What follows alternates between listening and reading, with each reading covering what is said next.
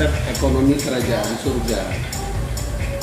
Multiplikasi melalui division atau pembagian. Ini yang kita bilang tadi kontra logik. Kalau logikanya kita akan bertambah kalau kita simpan dan kita tidak berbagi, ya kan? Kalau hanya Logika. ya itu logis.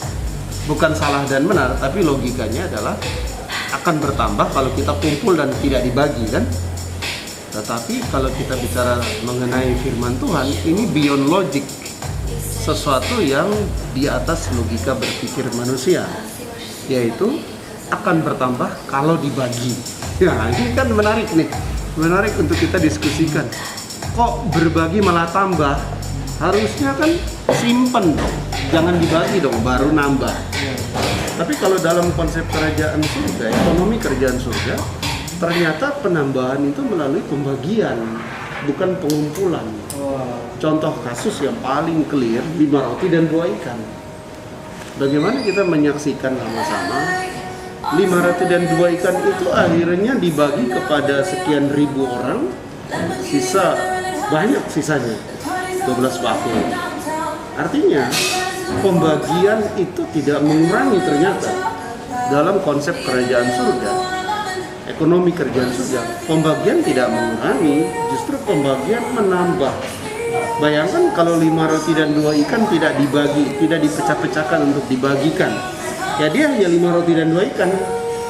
Tapi ketika dia dibagi-bagikan, maka dia bermultiplikasi. Nah, ini kan ada di Amsal. Ada yang menyebar harta tetapi bertambah kaya. Ada yang menghemat secara luar biasa namun selalu berkekurangan.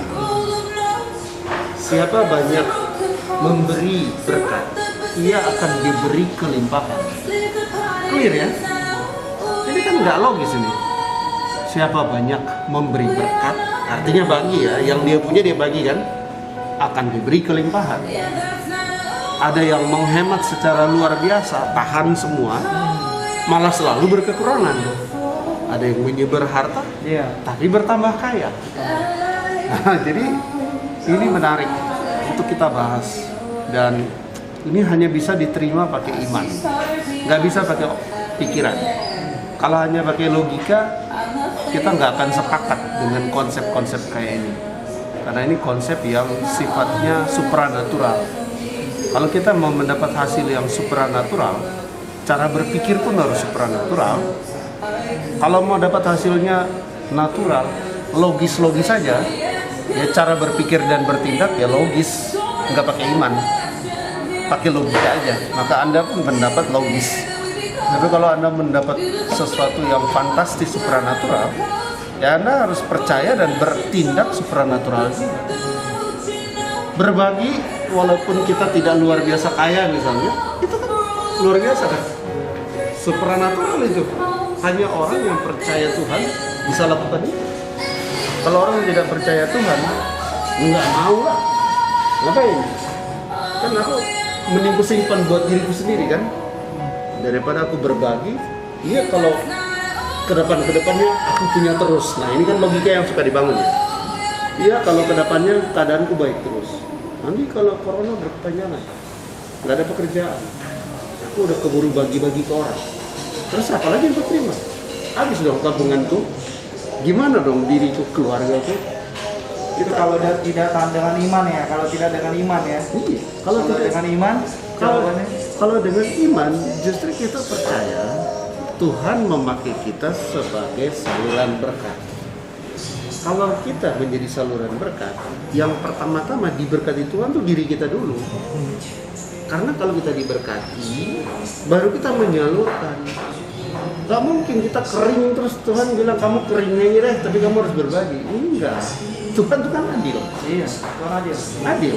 Maka ketika dia bilang kita menjadi saluran berkat, yang pertama terima itu kita dulu. Karena kita terima baru kita salurkan. Kalau kita nggak terima dari dia, tapi mau kita salurkan. Jadi perlu ada perbuatan, tindakan ya, yang berdasar daripada iman. Betul. Ya. Kalau iman aja nggak ada perbuatan tindakannya, Iya. di Yakobus kan jelas ya.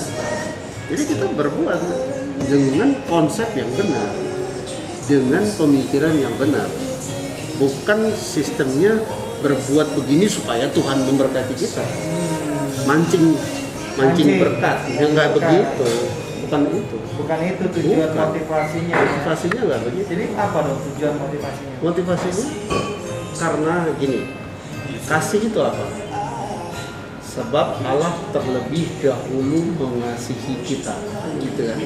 Sehingga Ia memberikan anaknya sebagai pendamaian bagi dosa-dosa kita. Jadi kasih itu Allah mengasihi kita. Dan kemudian dikonfirmasi dalam Yohanes 3:16 yang kita semua tahu ya. Karena Nah, begitu besar. kasih Allah ke Betul. kita. Jadi kasih Allah dulu yang sudah mengasihi Mengasihi kita. kita. Makanya kita ya setidaknya membagilah ya kasihnya. Betul. Ada pada kita ya. Betul. Karena Dia terlebih dahulu. Kita mengasihi karena Allah terlebih dahulu mengasihi kita. 1 Yohanes 4:18 itu. Tapi takut. Nanti kekurangan saya sendiri nggak cukup. Nanti saya takut. Dalam kasih tidak ada ketakutan. Kasih yang sempurna melenyapkan ketakutan. Sebab ketakutan mengandung hukuman.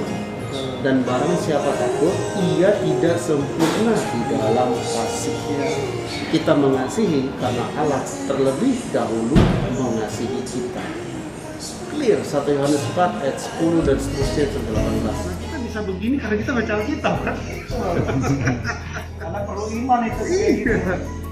Kalau nggak baca Alkitab, mana bisa kita tahu yang dia begini-begini? Iya. Makanya selalu saya tulis sebenarnya tiap Apalagi hari. di zaman COVID kayak gini ya, ketidakpastian berapa lama. Betul. Tapi justru di dalam ketidakpastian itulah iman yang berperan ya. Yes. Kisah kekeringan di zaman Elia. Kita sama-sama baca di kitab Raja-Raja itu ya. Di situ jelas banget kekeringan yang panjang. Elia kemudian duduk di tepi sungai, dia berdoa minta sama Tuhan. Burung gagak datang bawa daging dan roti. Kasih kepada dia daging, bicara sesuatu yang mewah itu. Burung gagak datang bawa, bahkan burung gagak yang kesannya pemakan bangkai itu dipakai Tuhan untuk memberkati Elia. Maksudnya gimana tuh? Burung gagak itu simbol atau apa sih sebenarnya? Enggak, dalam peristiwa ini itu udah real burung gagak datang membawa daging dan roti Kalau kepada dalam Elia. relevansinya sekarang apa itu burung gagak? Nah, artinya situasi-situasi yang buruk. Gagak itu kan bukan burung yang seperti merpati, bukan burung yang mungkin elang yang selama ini kan kesannya bagus ya, Raja Wali, merpati ya kan, merpati bawa bunga, bawa apa lah, tangkai ada bunganya itu, ada tumbuhannya. Itu kan burung-burung yang selalu dipakai dalam kekristenan tuh ya merpati, ya burung Raja Wali yang bagus-bagus kan. Betul. Kalau burung elang kan, burung gagak kan begitu cek itu kasih gagak aja dulu. Kalau dia nggak balik berarti udah banyak mayat itu yang dimakan di sana. Buruk kan? Artinya dalam situasi-situasi buruk Tuhan bisa bekerja menggunakan yang buruk-buruk itu memberkati kita juga. Jadi suatu kalau relevansinya nanti situasi yang buruk. Iya. Yang saat kayak gini lah. Iya. COVID ini kan bukan kehendak Tuhan lah ini Betul. kan. Kalau Tuhan kan pasti tidak memberikan sesuatu yang buruk ya, Betul. baik sakit penyakit, Yes. COVID itu kan bukan dari Tuhan ya. Yes. Nah inilah mungkin ya relevansinya sekarang ini ya. Nah, kalau dari Tuhan itu sesuatu yang baik karena Allah adalah kasih. Kalau Dia adalah kasih, Dia mengasihi kita, Dia memberkati kita, tidak memberi penyakit buat kita. Tapi orang tanya, tapi kenapa terjadi penyakit? Tapi kenapa ada COVID? Begitu kan? Ya, kita kan hidup dalam bumi yang punya mekanismenya sendiri. Alam ini kan ada mekanisme, gunung berapi, Iya. pertemuan lempengan tektonik. Itu kan ada mekanisme natural dari alam yang terjadi. Tapi Firman bilang segala sesuatu turut bekerja mendatangkan kebaikan bagi orang yang mengasihi Tuhan. Artinya dalam situasi apapun, termasuk katakanlah pandemi, bencana, turut bekerja mendatangkan kebaikan bagi kita yang mengasihi Tuhan. Tetap semangat, tetap punya pengharapan di dalam Tuhan, karena segala sesuatu bekerja untuk mendatangkan kebaikan bagi orang yang mengasihi Tuhan. Rancangan Tuhan adalah rancangan damai sejahtera untuk memberikan kepada kita hari depan yang penuh harapan, bukan rancangan kecelakaan. Karena masa depanmu sungguh ada dan harapanmu tidak akan hilang. Amin.